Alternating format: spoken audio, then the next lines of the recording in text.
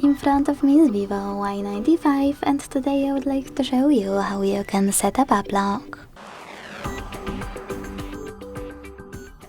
Begin by opening settings and scrolling down to tap on face and password. Then hit privacy and app encryption. Hit password options here and pick one of those for your app lock. I will go with pattern.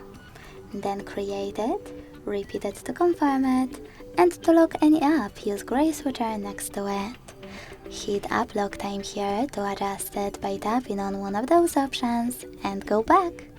So when I try to access my app, as you can see, my privacy password is now required.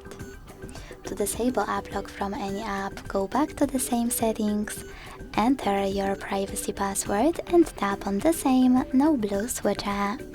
To disable privacy password completely, click over here, tap on OK and enter it one last time.